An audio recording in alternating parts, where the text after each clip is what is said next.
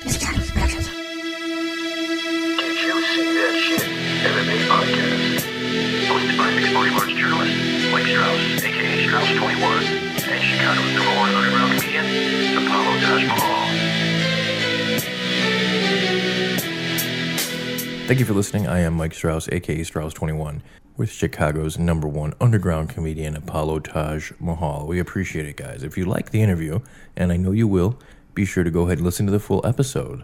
You can find it on our website, didyousee.com, YouTube, iTunes, Stitcher, Google Play, pretty much wherever you find your favorite podcast. Be sure to listen to the whole episode. We appreciate it very much, guys. I want to welcome Antonio McKee to the show. I don't know if I should introduce you as a semi-retired fighter. You know, you've been raking a really big name for yourself as a coach as of late with the Bodyshop, man. What's going on? Oh, nothing. We're just ending practice right now. It was great practice today. Guys in here looking tough. You know, Slice, Joey Davis, Marlon, Pico, me, Matt. I mean, we just got a full roster of tough guys in here. And I think in the next year or two, we'll be dominating the divisions in all the weight classes. You really got a fantastic group of guys down there. And I wanted to talk to you about the Bodyshop, man. Was that something that you always kind of saw yourself doing after fighting? Did you always want to have a gym and put something together like you have? Hell no, man. I was thinking after fighting, I was going to be rich, but I started talking shit at a young age in the fight game. And, I had a really impressive run. When you're at that high level and you're fighting the top guys, and my style was grappling, I could strike, but I decided I wanted to grapple. It was safer.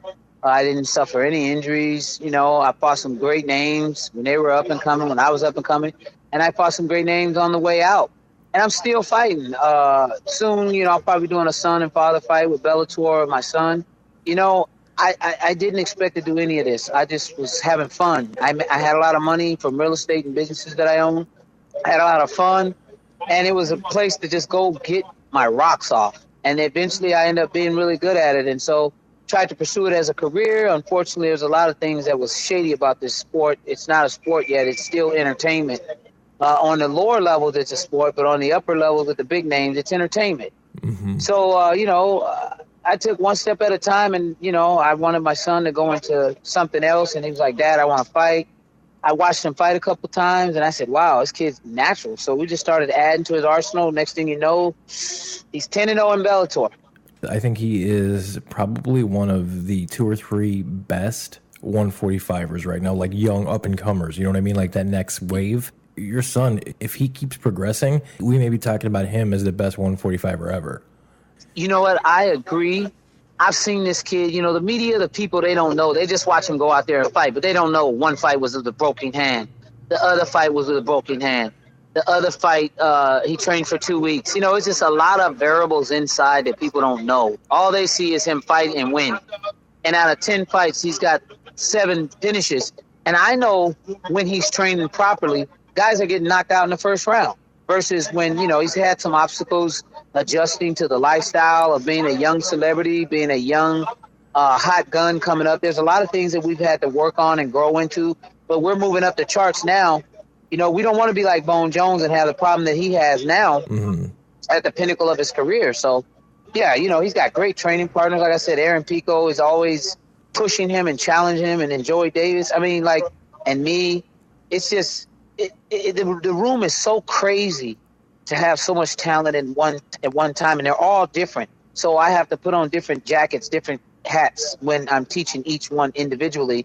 And the reason why I believe we're doing so well is that I don't try to push any style on a fighter. I watch what they do, and I add moves. I add stuff to where they're at already. And that's where they're all so different. You don't see all of my guys fighting alike, like a lot of these camps. They fight like their instructors. My guys are completely the opposite. They can wrestle their asses off, but they're knocking people out. They're throwing spinning back kicks, throwing head kicks. So, I believe that, it's just, this is going to be my way of getting what I deserved a long time ago. Yeah, it's very cool. It sounds like you really encourage the art and the martial art, and I imagine, Aaron Pico is probably one of the best wrestlers in Bellator. I imagine he is paying big dividends with your son working with the wrestling defense. Yeah, AJ can wrestle, but he never decided to wrestle. I mean, he's a really good wrestler. him and Pico go at it every day. You know, as far as wrestling, yeah, I give Pico the slighter edge, but then there's a lot of submissions. AJ's real slick with submissions, and he'll catch you. He catches everybody in the gym, so it's nothing unusual. Yeah, I would probably, have to agree with that. I mean, you're his father, and I think you were probably at the time you were one of the very best in the world. But unfortunately, the UFC didn't have those weight classes that you competed in.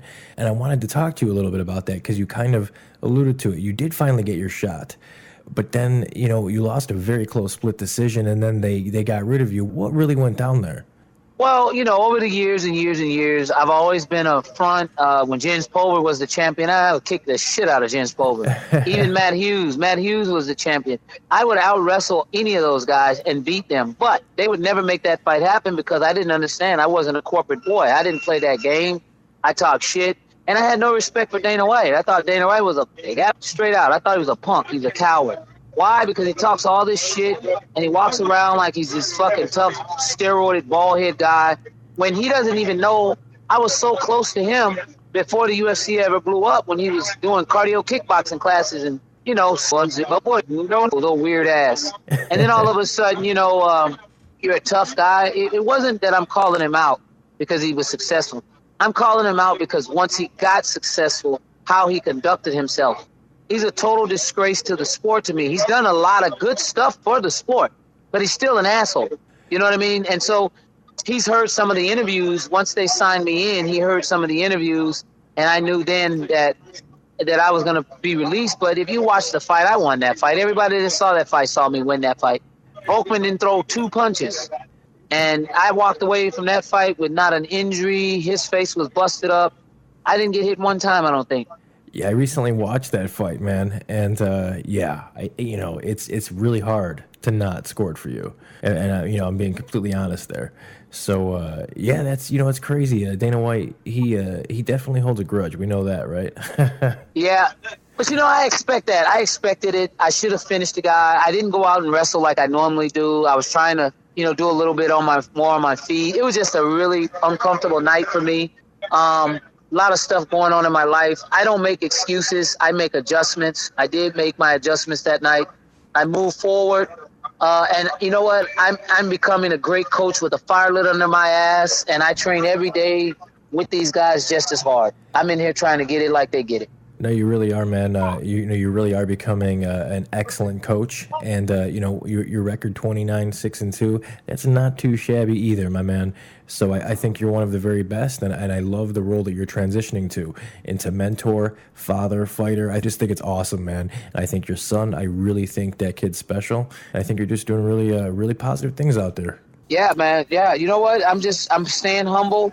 We don't get a lot of press at the Body Shop. There's not a lot of people talking about, give McKee his respect, his dues. I don't give a shit anymore. Fuck him. Fuck off and die. Mm-hmm. I'm going to win these fights like we've been winning impressively. We're going to take guys out. We're going to hurt people. And I'm going to stay humble, and we're going to stay humble. And you know what? God gets the glory. I don't need it from anybody else. That's it, man. I appreciate it. Do you do any social media? Do you want to tell everybody where they can follow you? Hey, Antonio McKee, Instagram, and, Facebook, Antonio McKee. I'm like I say, man, I'm not in the game for that. I just want these guys to be the best that they can be. As a matter of fact, I got like 4 or 5 guys in here you want to interview any of them. I got Slice right here. I got Pico right here. If you want to talk to any of those guys for a short moment. Sure. I'd love to talk to whoever you'd like to put on. Okay, here's Baby Slice. Okay. Hello? Hi, Baby Slice. Mike Strauss. Oh, what's up, man? What's going on, man? How's it going? It's going good. Kind of on the spot. I really didn't have anything planned, but, I did have Bellator fighter Jake Smith on not too long ago, and a really nice guy, but he called you out. He said he would like to get you on the Chicago card. Right. What are your thoughts on that?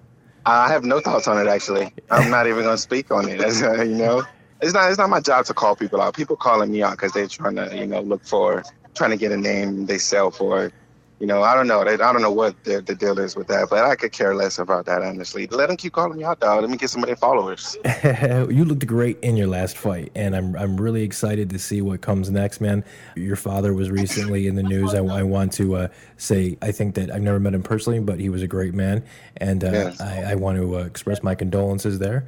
What's next for you, man? What can we expect from Baby Slice this year?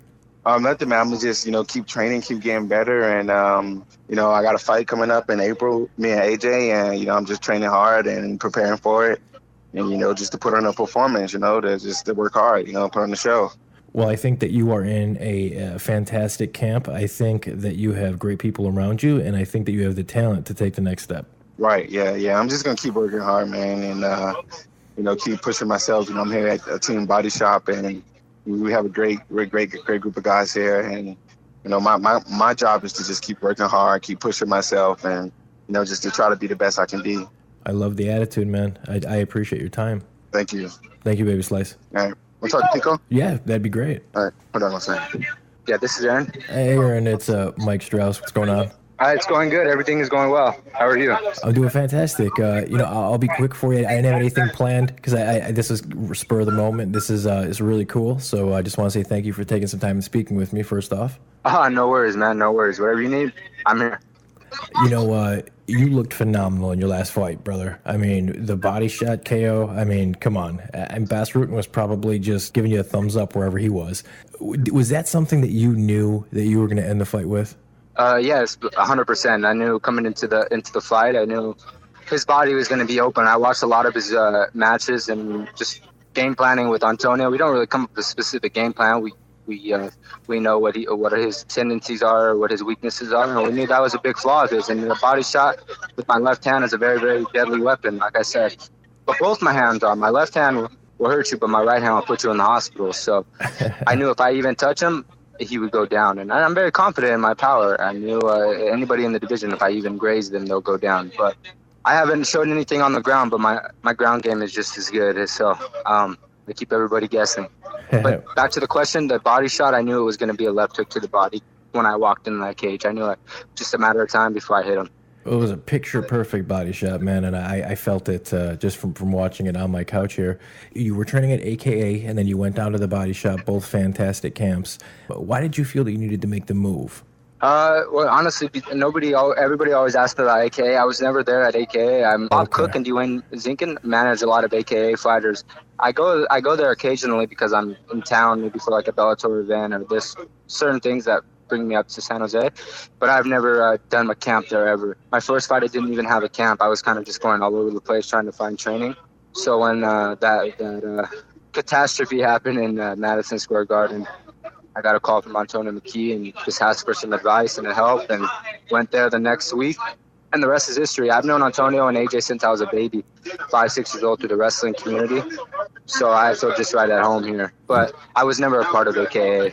I'm under management under Dwayne Zinkin and Bob Cook, and they manage Daniel Cormier, Luke Rockhold, and a lot of AKA fighters. So one last thing here before I let you go.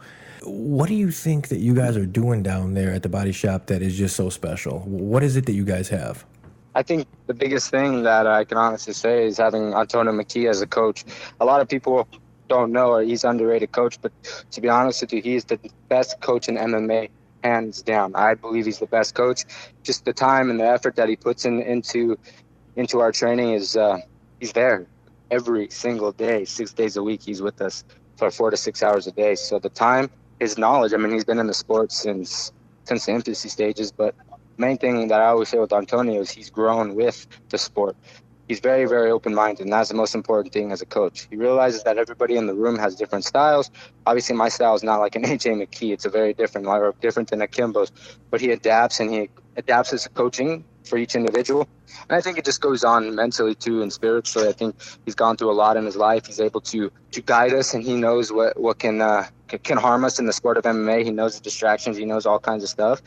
But the main thing is he's there for us day in and day out. So the biggest thing, I think, is having him as the leader here at the body shop. And secondly is just having that family here. We have guys that show up every single day that you probably don't even know about that are really, really, really great fighters that push us every day, that give me a hard time, and they're here every single day. So we just have a good chemistry here at the body shop. I mean, it feels just right at home for me. Everybody's here 6 days a week training to be the best fighters in the world. And when you have a routine like this and you're all on the same page, it's a recipe for greatness. You're right about that, man. I couldn't agree with you more. I think that McKee, that Coach McKee, I think he is going to get his due this year. I think this is the year that people start recognizing, and a large part of that is because of you, and a large part of that is because of AJ. But a lot of that is, Coach McKee too. So I think you guys have something special down there, and I want to thank you for your time. No problem. Anytime. Thanks, Aaron. All right, have a good one. You too. Bye-bye. Okay, boss. I appreciate it, man. All right, man. I hope you do well, and I hope things work out good for you. And thanks again for interviewing the guys. I appreciate it. Absolutely. Anytime, man. Take care, Antonio. Okay, bye. Bye.